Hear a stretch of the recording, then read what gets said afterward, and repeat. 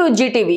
మంగళగిరి పానకాల లక్ష్మీ నరసింహస్వామి దేవస్థానం బ్రహ్మోత్సవాల్లో భాగంగా బుధవారం స్వామివారు ముత్యాల పందిరి వాహనంపై భక్తులకు దర్శనమిచ్చారు.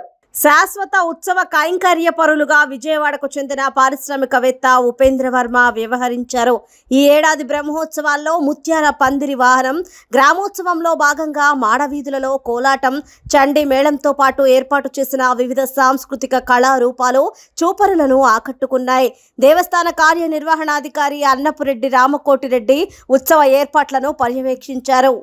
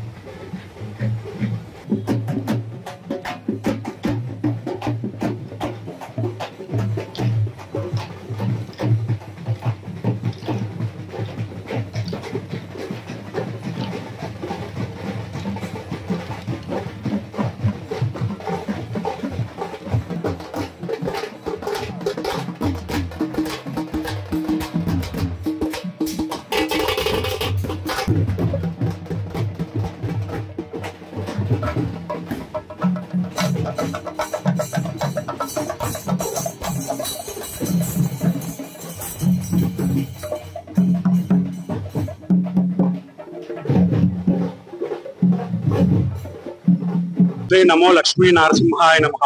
మహాపుణ్యక్షేత్రమైన శ్రీ పానకాల లక్ష్మీ నరసింహ దేవస్థానం నందు వార్షిక బ్రహ్మోత్సవాల్లో భాగంగా నూతనంగా స్వామివారి క్షేత్రంలో ముత్యాల పందిరి వాహన మహోత్సవం ఇవాళ మహా ఏకాదశి పర్వదినాన్న 23/2024 ఈ దివ్య రోజు సందర్భంగా స్వామివారు శ్రీదేవి భూదేవి సమేతంగా నరసింహ స్వామివారు శ్రీ ముత్యాల పందిరి వాహనోత్సవంలో స్వామివారి ఊరేగింపు మంగళగిరి పట్టణ పురవీధుల్లో అంగరంగ వైభవంగా నిర్వహించడం జరిగింది.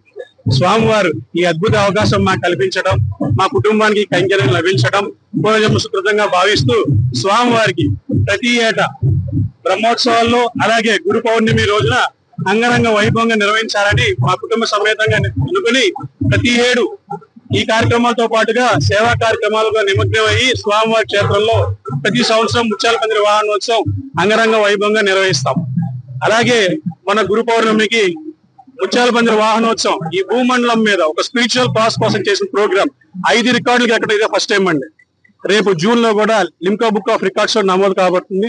ఒక వాహనం ఆంధ్రప్రదేశ్ లో ఒక స్వామివారికి ఉత్సవ కైంకర్యాల్లో ఉండే వాహనం ఇన్ని రికార్డ్స్ చేకటం ప్రధానంగా అవుతూ మాజీ ప్రధాని గారి చేతుల మీదుగా అలాగే వైస్ ప్రెసిడెంట్ మన వెంకయ్యనాయుడు గారి చేతుల మీదుగా అచీవ్మెంట్ అవార్డు కూడా రేపు ఏప్రిల్ 4వ తారీఖు ఉందని తెలియజేసుకుంటాం. బ్రహ్మోత్సవాల్లో ఇదే ఫస్ట్ టైం అండి.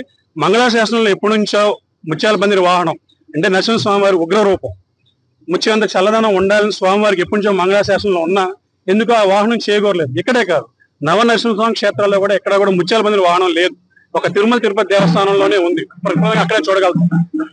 అది మార్చి ఎలాగైతే శాసనాల్లో ఉందో స్వామివారికి అది చేకూర్చాలని చేశాం. ఈ యుగంలో స్వామివారు మాకు ఈ అవకాశం కల్పించడం నా పూర్వజన్మ సుకృతం. సుమారు 7.5 లక్షల రూపాయల వాహనం ఖర్చు అయిందండి.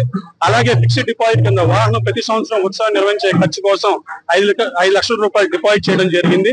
ఇంతే కాకుండా ప్రతి సంవత్సరం నా శక్తి మేరకు స్వామివారికి అత్యంత వైభవంగా చేయాలని ఒక స్నేహితుడు మనకి ఇష్టమైన వ్యక్తి మన ఇంటికి వస్తేనే ఎంతో ఆనందంగా ఫీల్ అవుతాం. అలాంటి స్వామివారి వచ్చేసారు నా దగ్గరికి.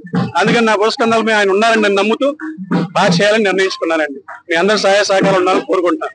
Thank you.